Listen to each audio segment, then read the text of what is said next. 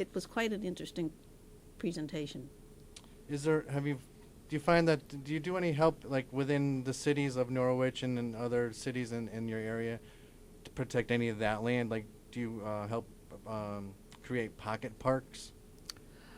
We have not specifically worked on creating pocket parks, and Willimantic is really the only real city, that's in the area that we serve.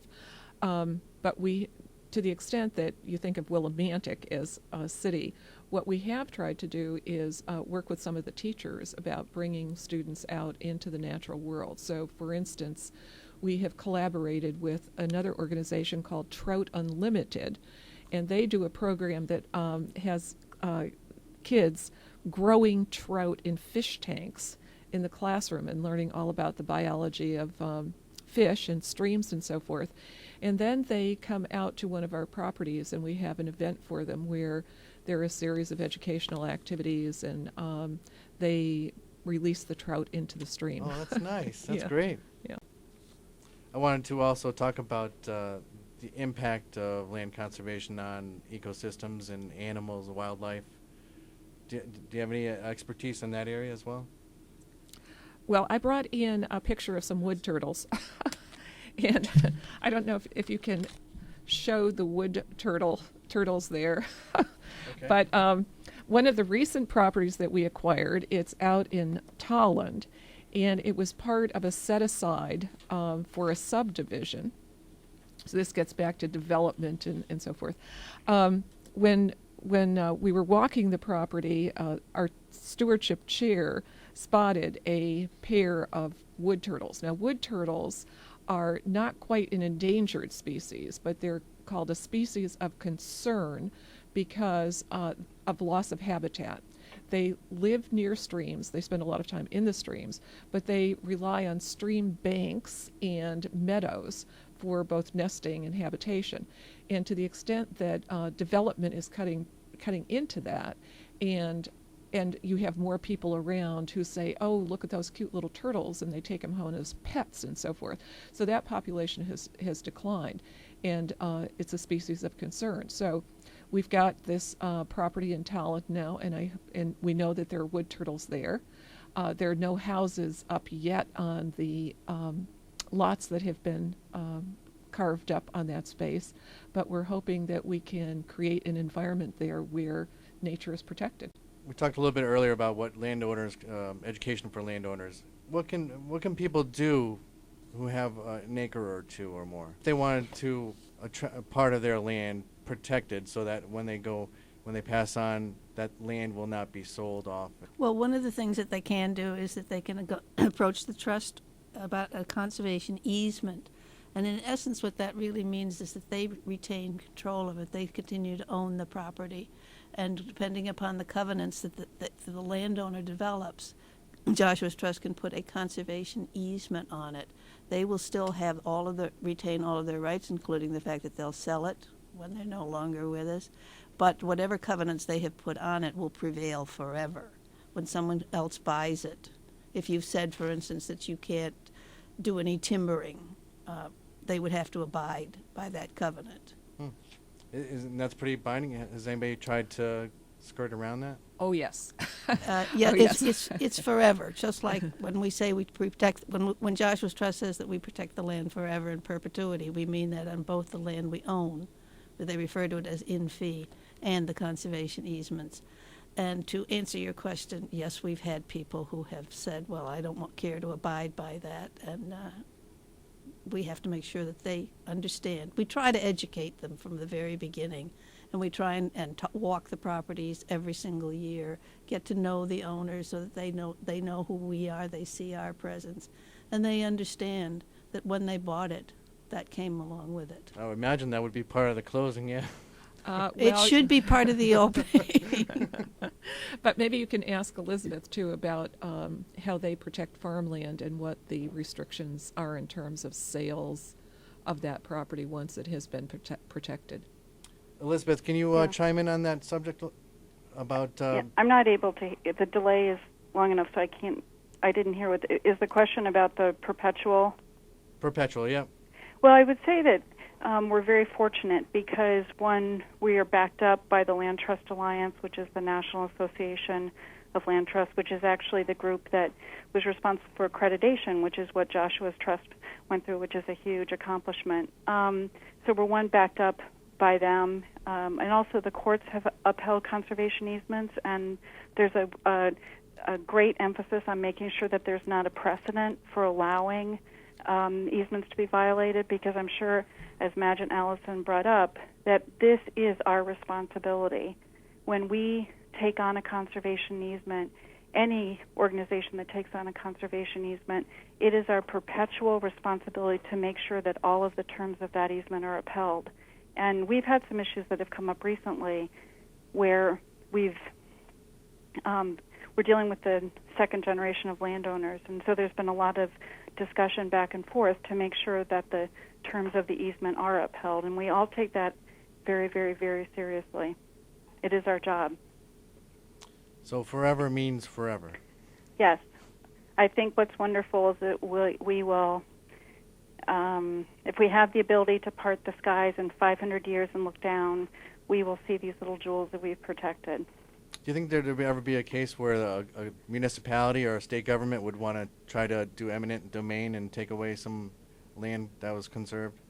Well, there's actually, we've worked in situations, and I won't say where, but we've worked in situations in Connecticut where particular properties were identified by towns for development, specifically industrial development, because they were large tracts, and we worked with the landowner to conserve the property before the town came in, and because there was state and federal money involved, the town was not able to take the property by eminent domain. But I don't know what the case law is on that, to be honest with you. I just want to go to Madge now, and we're going to talk about some specific examples of how you've helped to conserve some land.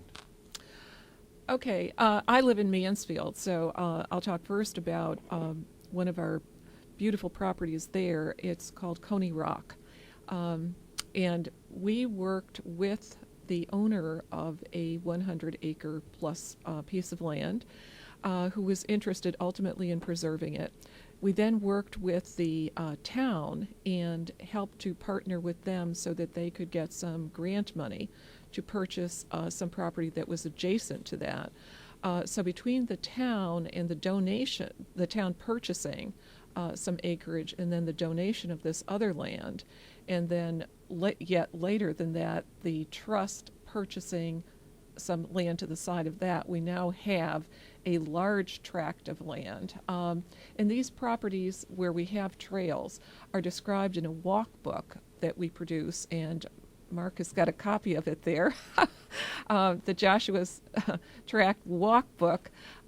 We have trails on many of our properties, so we try to make them open to the public wherever that does not interfere with protecting the land or the natural resources. So we may not end up having a trail on the property where we've spotted the wood turtles.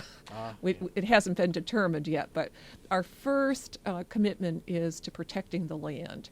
Our second commitment kind of is to making that land available for public use. But it's first to the land. Elizabeth, you have anything to add on that?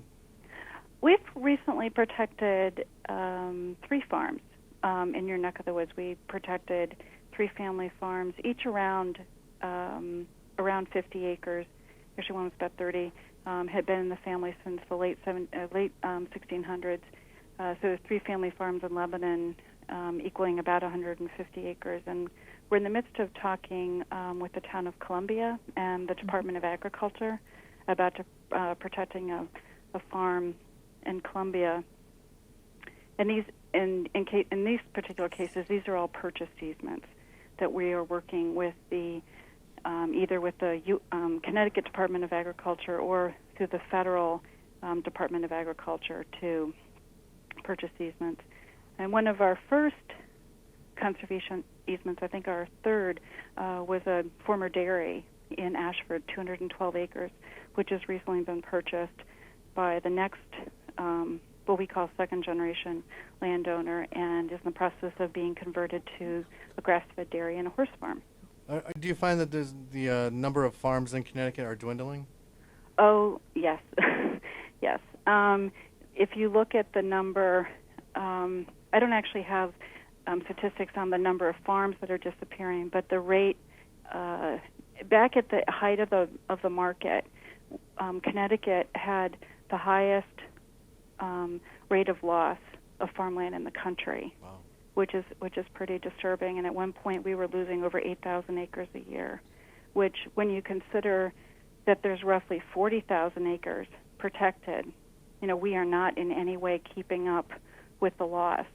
And where we've all benefited on the flip side of, as everybody's savings have decreased and property values have decreased, that on the flip side, that has been good for land conservation, because we've been able to work with landowners where we never could have afforded to even open negotiations with them because the prices were so high. So that is one benefit of the market coming down, is that we've been able to work with more landowners. But we do have an incredibly high loss in Connecticut. About how large is the average farm in Connecticut? Well, I think people would be quite surprised. I believe it's 62% of farms in Connecticut are 49 acres or less, which is pretty startling. I have colleagues out in Minnesota, and they talk with folks, and they're protecting a 1,000-acre farm, and we've protected 26 farms, and at only a little over, I shouldn't say only, 2,100 acres. So farms really vary. You can have a very intensive vegetable operation on 5 acres, and then obviously an operation, for example, a dairy, grass-fed beef would require a much larger operation. But you can have a variety of types of uses on a very small property. Seems like the size of our farms are proportionate to the size of the state, maybe. And the land values. Let's talk about there was something in Ashford that Joshua's Trust just received. A property in Ashford? Was there a property that Eastern Connecticut State University received, maybe, in Ashford? You're talking about the church property. Yes. Church farm. Joshua's Trust has been very active in Ashford. Not only did we also participate with the farm people on the dairy property in Ashford, we also worked very closely with the town of Ashford on an apple orchard, which has also been now preserved as an apple orchard. It was another easement. And the church farm property in Ashford came to Joshua's Trust many years ago, did it not, Josh? Yeah, close to 20 years ago, I say. And now we are working in collaboration with Eastern, because Eastern has the house and several acres of property. So we were working in tandem. And Patty Stitch, who's a professor here at Eastern, is also on our board and the chair of the Wyndham Conservation Easement, and is also our liaison. Do they have any students working up there, or do they use the land for educational purposes? They are starting to work on it, and yes, they would be using the land for research projects. And listeners, if they have gone out Route 89 toward Ashford, the church farm is it's sort of a landmark. It's a very large yellow house with a pond beside it. And that house is now owned by the Eastern Connecticut State University Foundation, along with several acres of property. So that's not owned by the trust. But we own quite a few acres in addition to that surround it. So when that property was first protected, an arrangement was made whereby the trust cooperates with whoever is running the house as an educational institution. So we participate in their research efforts.